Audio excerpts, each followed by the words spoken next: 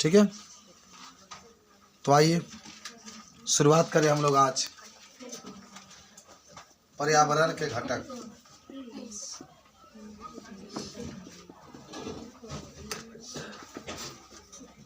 किताब में देख रहे हैं वही दिया गया होगा, तापमान दिया है, हवा दिया है, जल दिया है, मिला है आपको? देखो ना उसमें किताब में मिला, एक पन्ना और पलटो।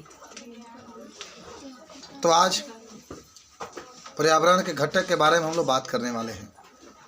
पर्यावरण के दो घटक होते हैं, एक आपके होते हैं जैविक घटक और एक होते हैं अजैविक घटक। आज पूरा याद कर लो अच्छा से, कौन कौन दो घटक? जैविक, अजैविक। देखो, जैविक का मतलब होता है जिसमें जान पाया जाता है। जैविक का मतलब, जल्दी आ जाओ, जिसमें जान पाया जाता है।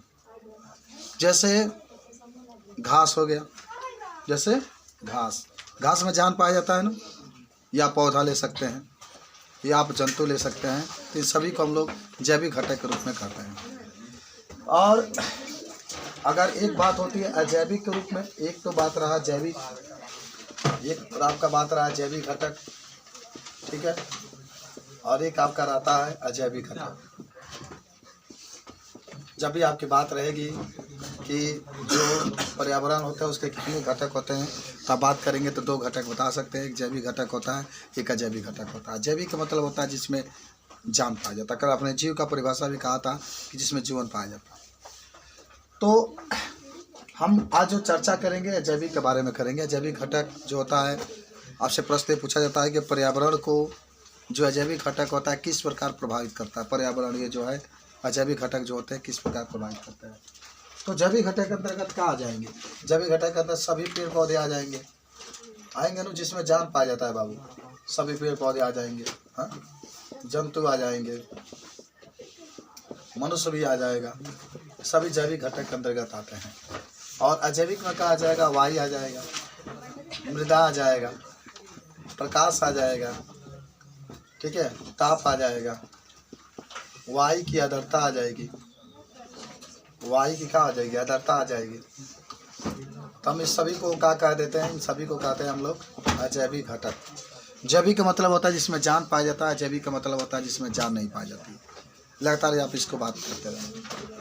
तो पर्यावरण के कितने घटक होते हैं, कोई आपसे पूछे तो आप कहेंगे दो घटक होते हैं। कौन कौन? एक जैविक होता है, एक अजैविक। तो जैविक का मतलब होता है जिसमें जान पाया जाता है। जैविक का मतलब क्या होता है? जिसमें जान पाया जाता है। आप सब लोग याद रखेंगे, जैविक घटक का मतलब होता है कि माने थोड़ा सा यहाँ पर आप नोट भी करते चलते चलना है। जैविक घटक में लिख लो कि इसमें जो भी उपस्थित होते हैं, इसमें जो भी उपस्थित होते हैं सभी में जीवन पाया जाता है। सभी में क्या पाया जाता है? जीवन पाया जाता है जैविक घटक के अंतर्गत। उदाहरण में क्या लिख सकते हैं आप? पेड़ पौधे लिख सकते हैं, ये भी जैविक घटक होंगे जिसमें जान पाया जाता है बस। और क्या लिख सकते हैं? जंतु लिख सकते हैं, मनुष्य लिख सकते हैं। ये जैविक घटक की बात रही। जब भी आपसे पूछा जाएगा पर्यावरण में पाए जाने वाले जैविक घटक के बारे में लिखिए, तो ये चीज़ आप जरूर याद रखेंगे कि मनुष्य भी आप लिख सकते हैं, जिसमें जान पाया जाता है। हम भी जैविक घटक के अंतर्गत आएंगे, आप लोग भी आएंगे, सभी पेड़ पौधे भी आएंगे। कब इसको किसी को हम लोग कहते हैं जैविक घटक के बारे में, ठीक है। जल्दी से ये 5 नंबर में क्वेश्चन पूछा जा सकता है आपसे।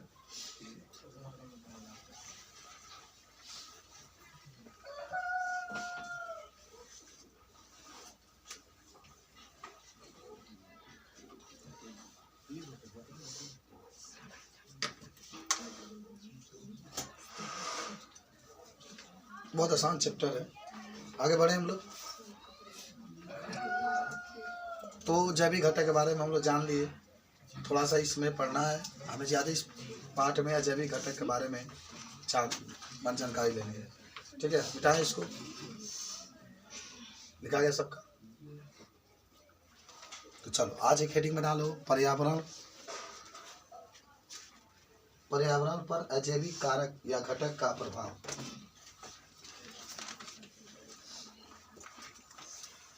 सब लोग खूब अच्छी तरीके से इसको, इस पाठ का तीसरा दिन है, शायद आपको मालूम भी होगा। तो लिख लेना है आज का हेडिंग में कि पर्यावरण पर अजैविक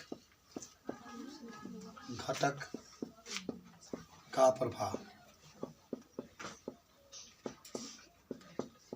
ओके, पर्यावरण पर अजैविक घटक का प्रभाव। आज मुख्य रूप से इसी की चर्चा आपके होने वाला है।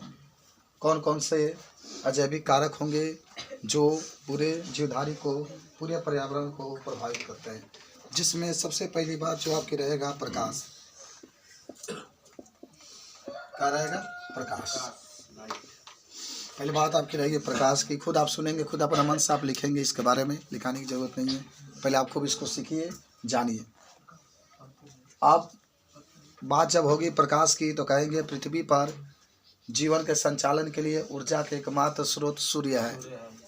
इस पृथ्वी पर जितने भी जीव हैं, जितने भी पौधे हैं, सबको जीवन जीने के लिए जो ऊर्जा देता है वो कौन देता है? सूर्य देता है। और सूर्य ऊर्जा का सबसे बड़ा क्या है? स्रोत है। सभी लोग जानते होंगे। सूर्य प्रकाश की सहायता से जितने भी पेड़ पौधे होते हैं हरित लहर की उपस्थिति में अपना भोजन का निर्माण कर लेते हैं। ठीक है, ये तो हमारे प्रकाश की कुछ बात रही। अब सुनो, प्रकाश का पृथ्वी पर वितरण अलग अलग होता है।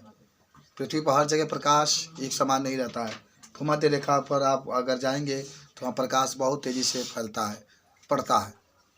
भूमध्य रेखा पर जब जाएंगे तो वहाँ पर प्रकाश खूब तेज पड़ता है सूर्य का। और ध्रुव पर चले जाइए तो वहाँ प्रकाश बहुत धीमा पड़ता है, इसलिए ध्रुव पर बहुत ज़्यादा पड़ता है। समझ रहे बात को? ध्रुव पर क्या होता है? बहुत ज़्यादा पड़ता है, क्योंकि सूर्य के प्रकाश जल्दी से नहीं पड़ता है। भूमध्य रेखा पर बहुत ज़्यादा गर्मी पड़ता है। जलीय पादपों में प्रकाश और प्रकाश संश्लेषण के गुण मात्र एक अवधि को प्रभावित करता है। माने जल में रहने वाले इतने ही पादप होते हैं, उन सभी के लिए भी भोजन के निर्माण में प्रकाश संश्लेषण बहुत जरूरी होता है। और वह प्रकाश संश्लेषण की क्रिया प्रकाश की उपस्थिति में ही करते हैं। सूर्य के पृथ्वी के दूरी, वायु का आवरण, वायु में उपस्थित अशुद्धियाँ और वाष्प, बादल, पर्वतों की दिशा आदि प्रकाश की मात्रा को इस स्थान पर प्रभावित करता है। पादपों के घुलते, फूलने, वृद्धि, प्रजनन, उनके भौगोलिक वितरण पर प्रकाश अवधि का भी प्रभाव पड़ता है। प्रकाश की इस अवधि को दीप्तिकाल तथा इस प्रभाव को दीप्तिकालिता कहते हैं। देखो, पौधों के लिए प्रकाश बहुत ज़रूरी है। प्रकाश में पौधों में अगर फल खिलना है, पौधों में अगर पुष्प खिलना है, तो सभी के लिए प्रकाश का होना बहुत अनिवार्य होता है। प्रकाश अगर नहीं रहेगा तो पौधों में फूल और पत्तियाँ या जो भी क्रियाएँ होती है वो अच्छी तरीके से नहीं हो सकती है। बात समझे? अगर आपसे प्रश्न पूछा जाता है कि बताइए कि जो प्रकाश होता है, इस प्रकाश का पृथ्वी पर उपस्थित जितने भी पेड़ पौधे हैं, जितने भी जंतु हैं, इसका क्या प्रभाव पड़ता है, तो आप कह सकते हैं कि इसका बहुत अधिक प्रभाव पड़ता है। पौधों के वृद्धि के लिए, हालांकि जो पौधे होते हैं उसके अंदर हरित लवक पाया जाता है, और उस पौधे के अंदर जो हरित लवक पाया जाता है, हरित लवक के कारण पौधे अपना भोजन स्वयं बना लेते हैं। ठीक है, प्रकाश संश्लेषण की प्रक्रिया द्वारा।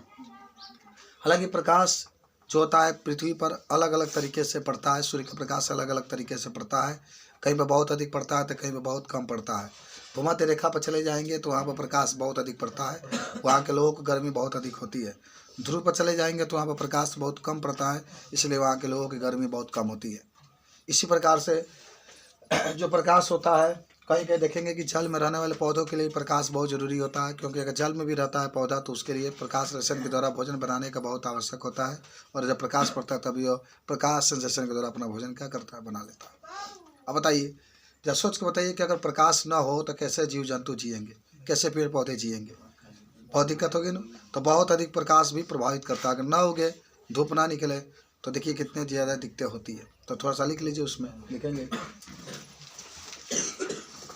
प्रकाश के बारे में लिख लो। लिखो, पृथ्वी पर उपस्थित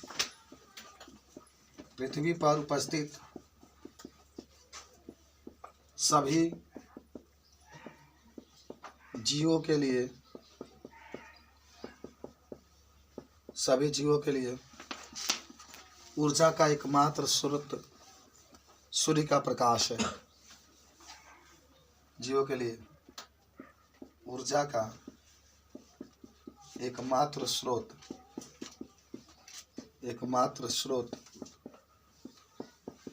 सूर्य का प्रकाश है।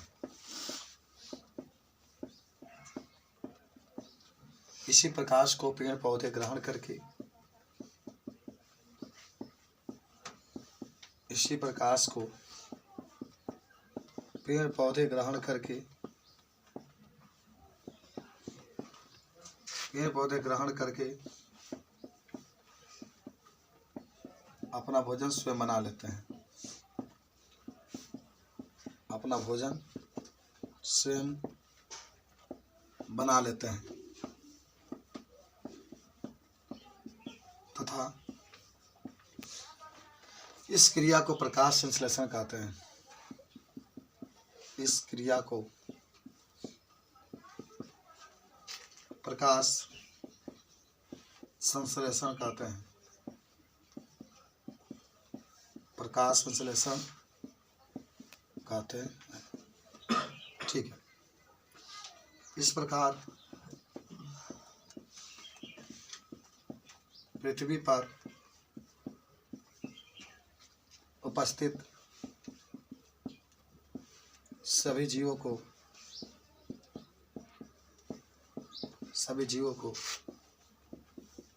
जीने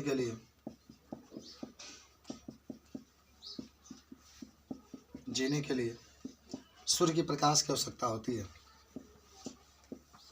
सूर्य की प्रकाश की आवश्यकता होती है। सबको याद होना चाहिए बाबू।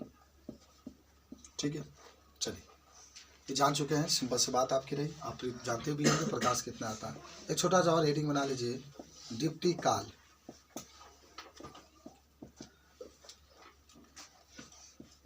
लिखेंगे सूर्य के दीप्ति काल, हेडिंग बना के उसमें लिख लो, सूर्य के प्रकाश के उपस्थिति में पौधों में पुष्प और फल का विकास होता है। पुष्प और फल का विकास होता है। इसके लिए एक निश्चित समय अवधि के लिए प्रकाश की जरूरत होती है।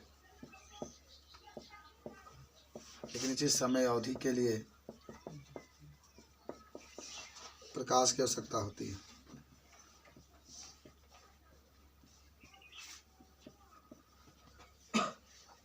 प्रकाश की आवश्यकता होती है,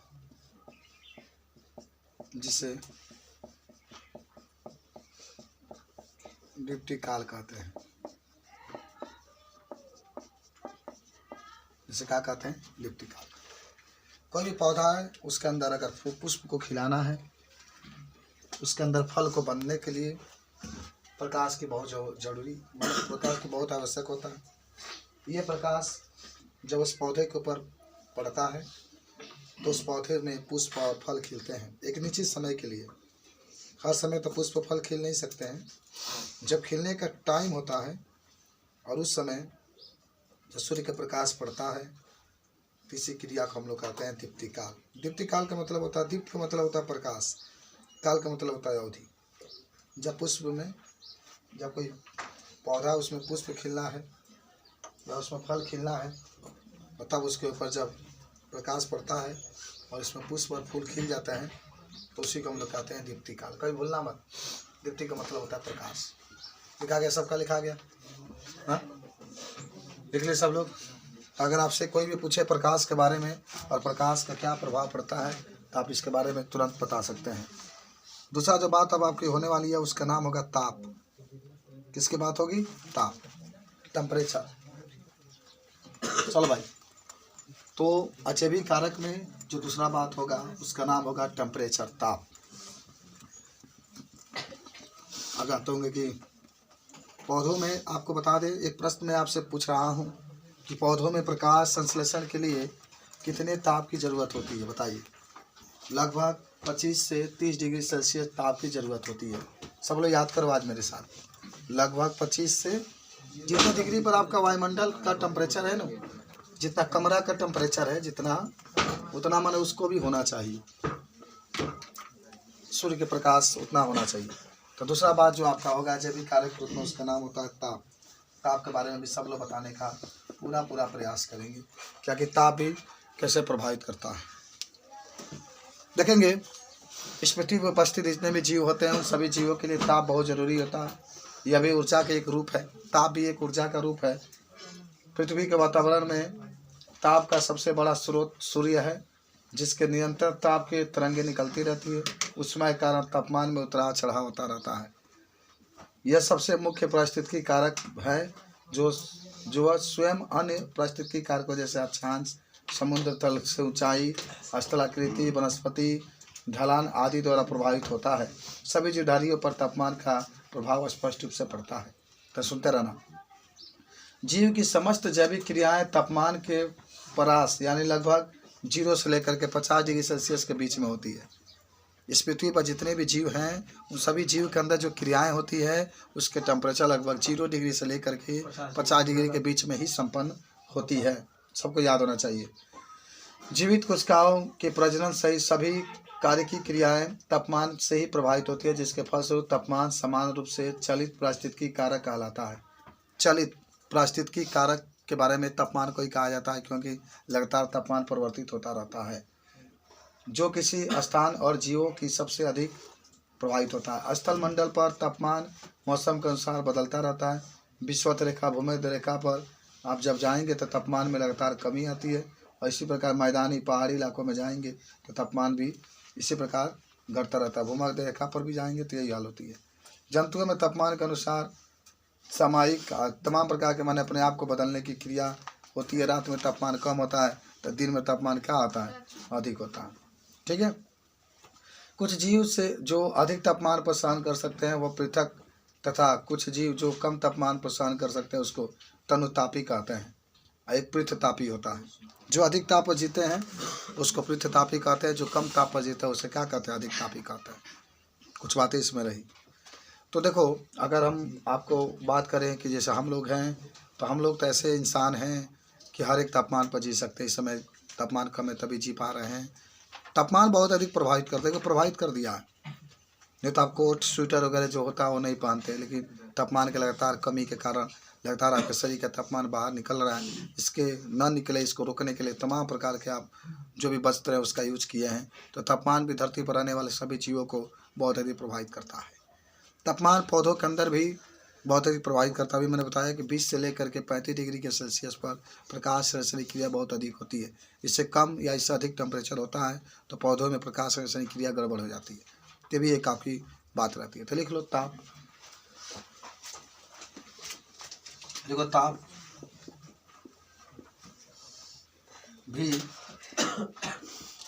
पर्यावरण को बहुत अधिक प्रभावित करता है, बहुत अधिक प्रभावित करता है। ताप भी पर्यावरण को बहुत अधिक प्रभावित करता है। आगे के ना, ताप सब जीवधारियों को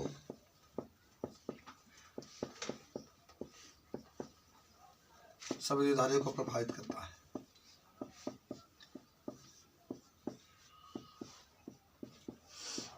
आगे लिखना, एक निश्चित ताप पर प्रकाश संश्लेषण क्रिया तेजी से होती है। एक निश्चित ताप, इसका मान भी हम लिख देते हैं 25 से 35 डिग्री सेल्सियस पर प्रकाश संश्लेषण क्रिया तेजी से होती है। प्रकाश संश्लेषण की क्रिया तेजी से होती है,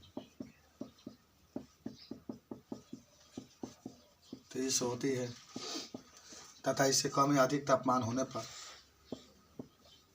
तथा इससे कम या अधिक तापमान होने पर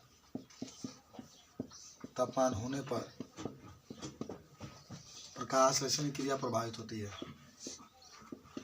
प्रकाश संश्लेषण की क्रिया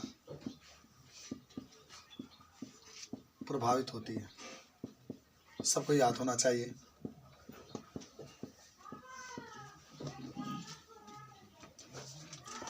एक लिख रहा पृथ तापी जीव, आपको सबको याद होना चाहिए। पृथ तापी जीव। पृथ माना होता है अधिक, जब अधिक तापमान पर जो जीव जीवित रहते हैं, शांत करके जीवित रहते हैं। लिख लो कि जब अधिक तापमान पर जीव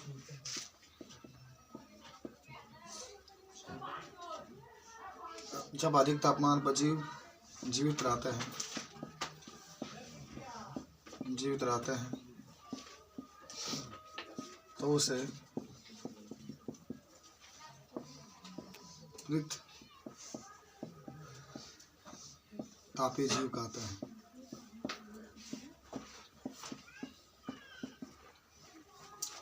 एक होता है तनु तापी जीव, जब कम तापमान पर जीव जीवित रहते हैं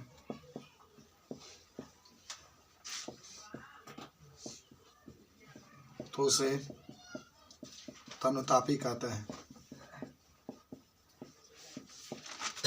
जब कम तापमान पर जीव जीवित रहते हैं तो उसे जाड़ा के मौसम में जो पाए जाएंगे ना जीव, उसे तनुतापी कहते हैं। और जहाँ बहुत अधिक गर्मी पड़ती है वहाँ पर जो जीव पाए जाते हैं उससे पृथकतापी कहते हैं।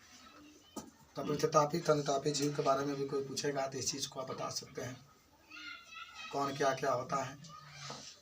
ताप हुआ पृथकतापी जीव, और तनुतापी जीव के बारे में जब भी आपसे पूछा जाएगा तो कहानियाँ बता सकते हैं कि पृथकतापी जीव में वह जीव आते हैं जो बहुत अधिक टेम्परेचर पर जीवित रहते हैं, तनुतापी में वो जीव आते हैं जो कम टेम्परेचर पर जीवित रहते हैं। अगला एक और इसी में हेडिंग में डालेना,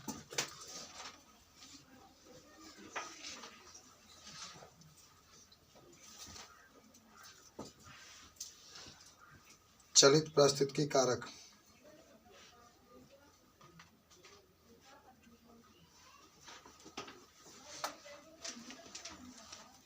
चलित इसी में तापे में ही लिखना है, जैसे आप लिखे थे तनु तापी पृथक तापी आला।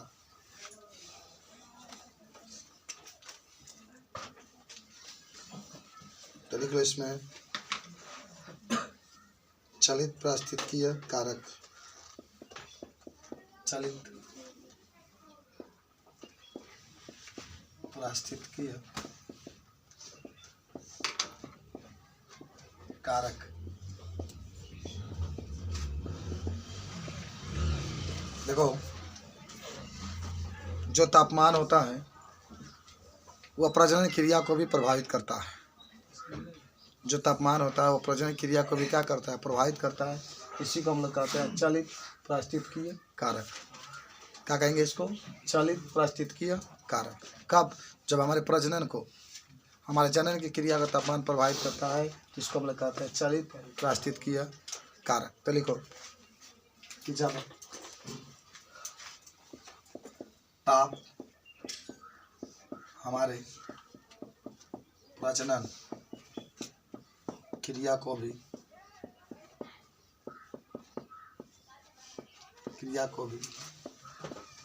प्रभावित करता है तो इसे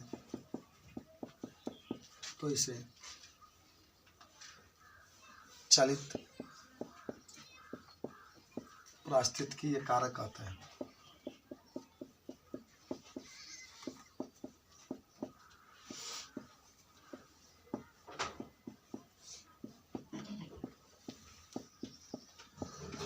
चलित पारिस्थितिकीय कारक कहते हैं।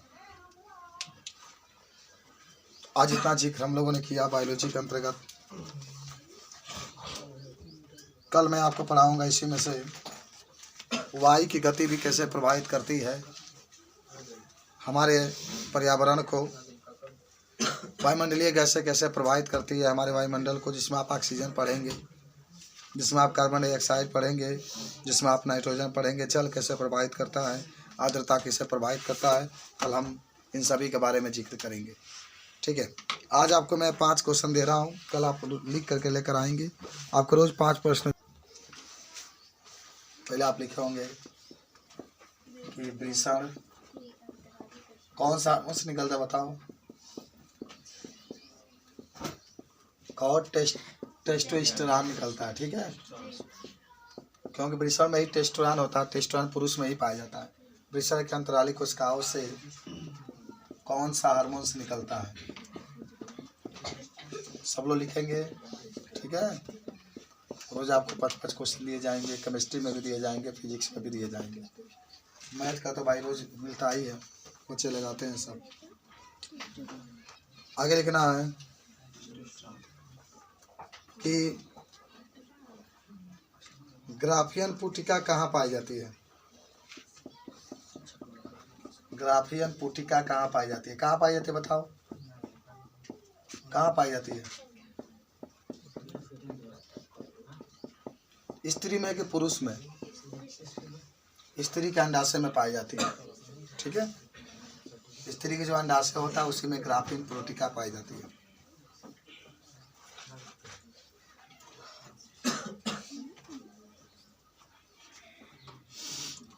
स्त्री में अंतरोपण के समय, तीसरा क्वेश्चन है, स्त्री में अंतरोपण के समय, स्त्री में अंतरोपण के समय भ्रूण किस अवस्था में होता है, याद है आप लोग को? भ्रूण किस अवस्था में होता है, तो सब आपकी कमी है। आपका दायित्व तो बनता था कि आप इसको तैयारी करें, आपने तैयारी नहीं किया, इसीलिए आज नहीं बता पा रहे हैं आप। ब्लास्टुला अवस्था में होता है, ब्लास्टुला। पढ़िए मन से। ठीक है,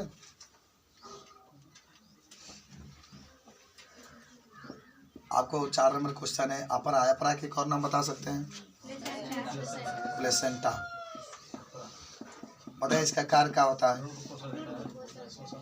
प्लेसेंटा का कार्य आपको बताना है। कुछ बातें आपको जानकारी होगी, कुछ बातें नहीं जानकारी होगी, लेकिन आप पढ़ेंगे तो सब जानकारी हो जाएगी। 5वां लिख लो।